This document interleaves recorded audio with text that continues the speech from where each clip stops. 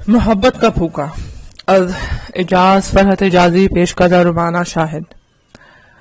Mic نے hotel میں پہنچ کر ہیگنس کا چارج لے لیا۔ اس نے پروپرائٹر کو بتایا کہ اس کے علاوہ مسٹر ہیگنس کا کوئی دوست نہیں تھا، لیکن اس نے یہ نہیں بتایا کہ ان کی دوستی صرف 12 گھنٹے پرانی تھی۔ پھر اس نے تجہیز و تفہیم کے ادارے کو فون کیا۔ وہ لوگ آ گئے تو ہیگنس کو ان کے حوالے کر کے اور ضروری ہدایات دے کر وہ گھر واپس آ گیا۔ ہیلن اور سارے بچے کرسمس کے درخت کے پاس بیٹھے تھے۔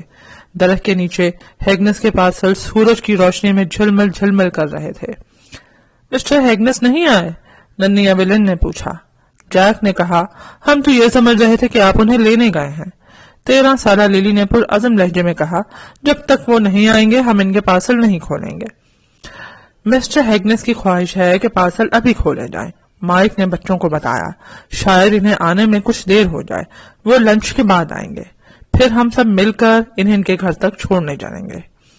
ہیلن نے ہیگنس کا لفافہ مائک کے ہاتھ پر رکھ دیا۔ مائک نے بچوں کو بتایا، شاید انہیں آنے میں کچھ دیر ہو جائے، وہ لنچ کے بعد آئیں گے، پھر ہم سب مل کر انہیں ان کے گھر تک چھوڑنے جائیں گے۔ اور اس کے بعد اس نے لفافہ کھول کر خط باہر نکالا اور بآواز پڑھنا شروع کیا۔ ان دوستوں کے نام جن سے مجھے محبت ملی۔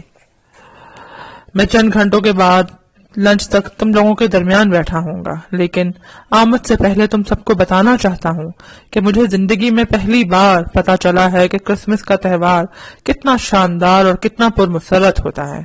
تم لوگ پارسلوں کو کھولو گے تو ان میں 2 بڑے پیکٹ ملیں گے۔ وہ پیکٹ جیک کے لیے ہیں۔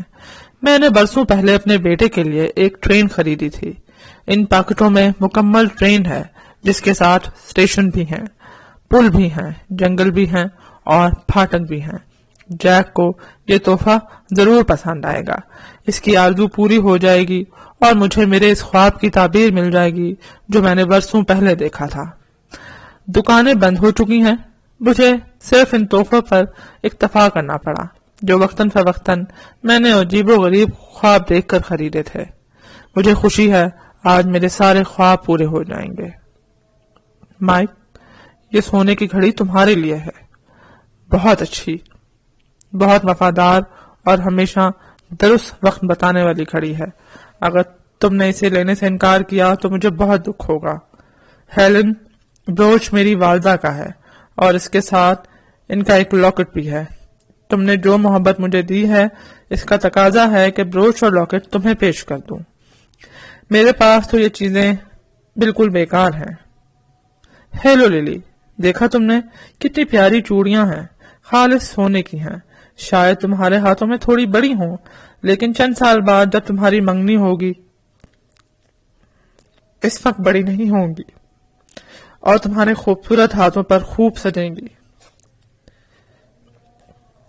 انہیں میں نے اپنی بڑی بیٹی کی منگنی کے لیے خریدا تھا اور میں سمجھتا ہوں کہ میری بیٹی ہوتی تو وہ بھی مجھے اتنی ہی محبت دیتی جتنی محبت تم نے مجھے دی ہے۔ میں اس وقت کا تصور کر رہا ہوں جب تم ان چوڑیوں کو پہنو گی اور فخری انداز میں اپنے منگیتر اور سہیلیوں کو دکھاتے ہوئے کہو گی کہ یہ انکل ہیگنس کا تحفہ ہے۔ ننھی ایویلن، یہ مت سمجھنا کہ میں نے تمہیں بھلا دیا۔ ہیروں والا نیکلس تمہارے لیے ہے۔ اسے دیکھ کر تمہاری ممی کے منہ میں پانی بھر آیا ہوگا۔ یہ نیکلس میں نے اپنی بیوی کے لیے خریدا تھا۔ میری بیوی ہوتی تو تم اس کی بیٹی ہوتی۔ ماں کی چیز بڑی بیٹی کی ہوتی ہے، اس لیے اس نیکلس کی تم اور صرف تم حقدار ہو۔ کیا کہہ رہی ہو؟ نیکلس تمہاری چھوٹی سی گردن کے لیے بہت بڑا ہے؟ پرواہ مت کرو، جب تم دلہن بنو گی اس وقت یہ سکڑ کر تمہاری گردن کے برابر ہو جائے گا۔ اپنے شوہر کو یہ بتانا مت بھولنا کہ یہ نیکلس تمہاری اس ماں کی نشانی ہے جس کا کوئی وجود ہی نہیں۔ اور مسٹر فلیکس، معاف کرنا، تمہارے لیے میرے پاس کوئی تحفہ نہیں ہے، اس لیے $100 کا نوٹ رکھ رہا ہوں۔ مائک تمہاری گردن کے لیے اچھا سا کالر خرید دیں گے، ایک سنہری زنجیر بھی لے آئیں گے اور باقی رقم سے تمہارے لیے بہت ہی خوبصورت اور آرام دہ ڈاگ ہاؤس بھی بنا دیں گے۔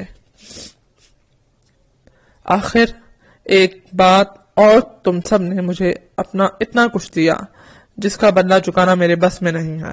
اگر تم میں سے کسی نے میرا شکریہ ادا کیا تو مجھے بے حد شرمندگی ہوگی اور بے مائگی کا احساس ہوگا۔ اس لیے دوستو، جب لنچ کے وقت تمہارے ہاں آؤں تو تحفوں کا ذکر کر کے مجھے شرمندہ مت کرنا۔ بے شک اب پاکٹوں کو کھولو اور اپنے اپنے تحفے وصول کرو۔ میں جسمانی طور پر دور ہوں لیکن روحانی طور پر تم سب سے قریب ہوں، اور یقین کرو میں تمہیں ہنستا مسکراتا اور خوش ہوتا ہوا دیکھ رہا ہوں۔ تمہارا اپنا A.H. ہیگنس۔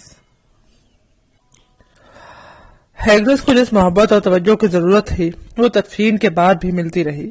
بچے بڑی محبت اور احترام کے ساتھ اس کا نام لیا کرتے تھے، اور اکثر لوگ جب پوچھتے تھے کہ مسٹر A.H. ہیگنس کون ہے تو ان سب کا ایک ہی جواب ہوتا تھا، ہمارے بہترین دوست۔ صرف ایک واقعہ ایسا تھا جس کا مائک نے کسی سے ذکر نہیں کیا، نہ دوستوں سے، نہ ہیلن سے، نہ بچوں سے۔ ایک شام وہ ہیگنس کی قبر پر پھول چڑھا کر گھر واپس آ رہا تھا، لانگ برج سے گزرتے ہوئے، حالانکہ اس کے آگے پیچھے کئی کاریں تھیں۔ اس نے اچانک اپنی کار کے بریک لگائے اور دروازہ کھول کر نیچے اتر گیا۔ اس کے پیچھے آنے والی کاریں رک گئیں اور ہارن بجا بجا کر شور مچانے لگی۔ نائک شرمندہ ہو کر کار میں سوار ہوا اور آگے چل دیا۔ چند 100 قدم کے فاصلے پر جہاں پل ختم ہوتا تھا اسے ایک بار پھر رکنا پڑا۔ پل کا آخری حصہ ٹوٹا ہوا تھا، آگے جانے والی کئی کاریں نیچے گر گئی تھیں۔ پل کے نیچے سے آہو بکا کی دل خراش آوازیں آ رہی تھیں۔ پل کا وہ حصہ غالباً چند لمحے قبل ہی ٹوٹا تھا کیونکہ اس وقت تک پولیس اور فرسٹ ایڈ کی گاڑیاں نہیں پہنچی تھیں۔ اکیلا ٹریفک کانسٹیبل صورتحال پر قابو پانے اور کاروں کو روکنے میں مصروف تھا۔ مائک نے پیچھے مڑ کر دیکھا تو اس کی کار کے پیچھے والی کار کا ڈرائیور بولا، معاف کرنا دوست، جب تم نے اچانک کار روک کر سڑک کو بلاک کیا تو بے اختیار میرے منہ سے تمہارے لیے کئی گالیاں نکل گئی تھی، مگر اب سوچتا ہوں کہ تم نہ رکتے تو ہم سب پل کے نیچے مرے پڑے ہوتے۔ کیا میں پوچھ سکتا ہوں کہ تم نے ایک ہی اپنی کار بریک کیوں لگائی تھی؟ بس یوں ہی بے خیالی میں لگ گئے تھے، مائک نے کہا۔ وہ اسے کس طرح بتا سکتا تھا کہ اس کا بہترین دوست ہیگنس اس کی کار کے سامنے کھڑا اسے رکنے کا اشارہ کر رہا تھا، اور جب وہ رک کر ملنے کے لیے اترا تو ہیگنس مسکرایا اور ٹاٹا کرتا ہوا فضا میں تحلیل ہو گیا۔